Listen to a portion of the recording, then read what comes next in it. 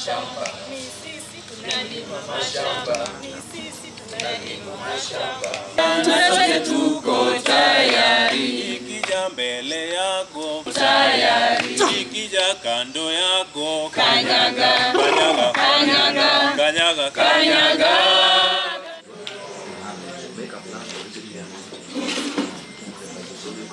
My name is Evelyn Okoth. We are Kenyan Peasants League. We are Kenyan peasants farmers fighting for the peasants' right on the indigenous farming methods. We are gathered here today to strategize on ways to strengthen our movement on the peasant food production.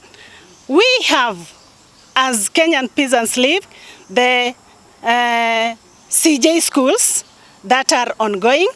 We have the food co-ops that are ongoing, where we take our food products of the indigenous farming.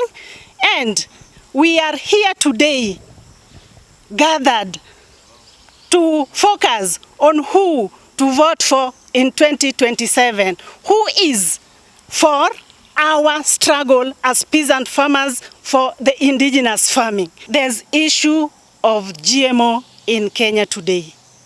We had petitioned the GMO, and still we are for our indigenous seeds, and we want our indigenous seeds and our sound as peasant farmers to be heard with the county government, so that we stop the GMO seeds from coming to our country as peasant farmers, because our food, our land, my health and my wealth is the first priority for the peasants. By names, I'm Gola Lawrence. We've said that concerning our food co-op, because it is a major way of capturing our local markets, we've resolved that food co-ops will be established in all the clusters.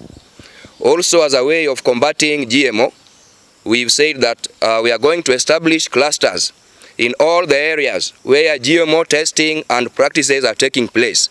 Those are places like Kitale, those are places like Lupe in Busia, those are places like Naivasha, those are places like Jambini, Nakuru, and we are going to show them. Establishing the cluster means that we are going to give them an alternative of replacing the GMO already established in their areas by organic foods. We already have what is known as seed multiplication spaces, which have already been established in more than 5 clusters. We are going to organize a seed exchange program where, after multiplying these seeds, we'll be able to give them to farmers to plant them in other viable areas and clusters. And this multiplication of seeds, finally, when we have enough seeds, we'll put them in the seed banks for storage and accumulation. We still have a staunch stand against GMO practices in Kenya.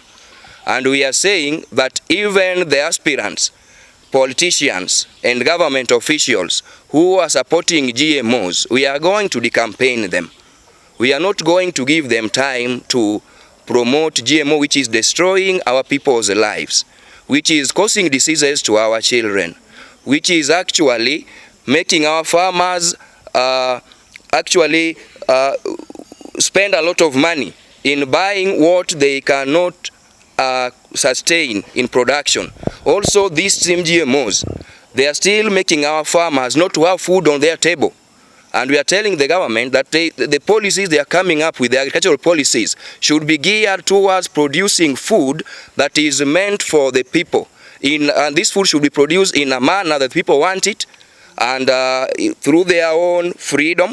And this food should also be enough, and should be something that if somebody consumes, a farmer consumes, he doesn't get diseases. We are targeting over 2 million peasant farmers to come and join our KPL movement, so that we teach them how they can farm cheaply.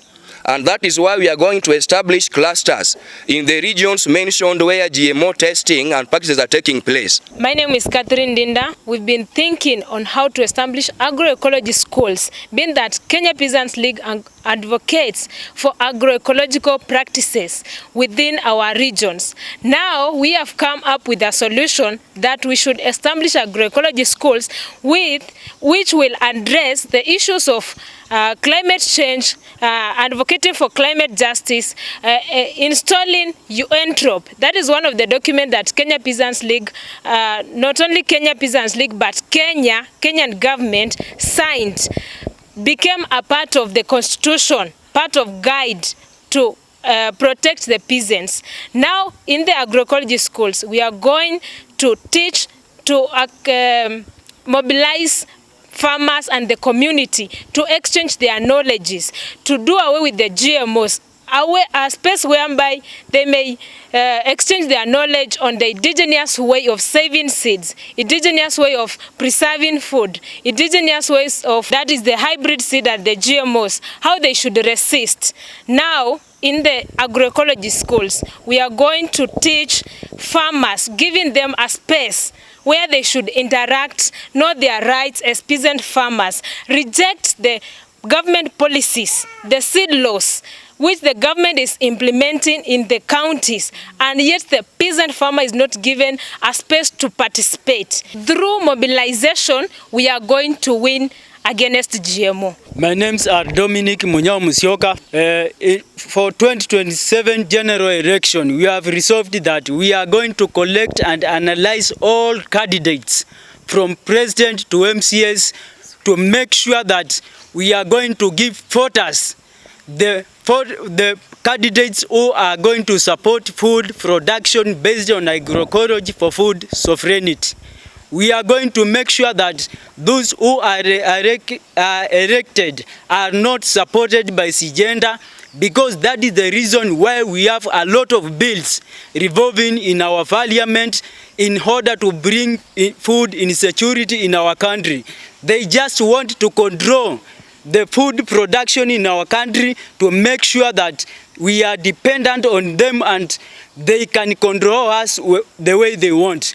We are going to make sure that we are using the mobilizing way through voters to voters, face-on discussions, barazas, making sure that everywhere there is public participation, we go there to mobilize Kenyan voters to fight for their rights. Isaya Biwot Kangwony.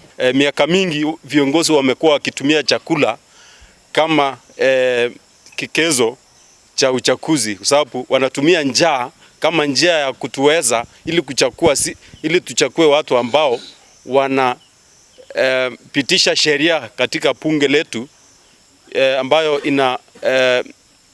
inaveva wale mashirika makubwa ya kimataifa kama vile Syngenta na Monsanto. Kwa hivyo sisi kama wakulima wadogo tumesema kwamba wale viongozi ambao tutawachakua lazima wawe na maslahi wakulima wadogo katika agenda yao. Tutakuwa tukitembea katika mashule zetu ambao establish ili kuhamasisha wakulima na umma kwa jumla kwamba lazima tupande mbegu zetu za kiasilia, lazima kwamba sheria ambayo inapitishwa lazima iangazie maslahi ya wakulima wadogo ambayo sasa hivi haifuatiliwi kwa makini. Yale kemikali ambayo inaletwa kutoka nchi za ng'ambo, hiyo kemikali inaangamiza rutuba ya mchanga wetu, na GMOs pia imeletwa ili kupunguza vyakula vya kiasilia na kuharibu ile tunaita kwa lugha ya kimombo the soil structure. So sisi kama shirika tunasema kwamba tutafanya campaign against hiyo matumizi ya hiyo kemikali ambayo mashirika ya kimataifa wanatusukumia, ile hali hao wenyewe katika mataifa yao hawatumiangi. Wanatufanyia biashara sisi kama mataifa machanga wakulima wadogo, lakini ikifika wakati wa kuuza ile vyakula hawakubali kununua vyakula vyetu.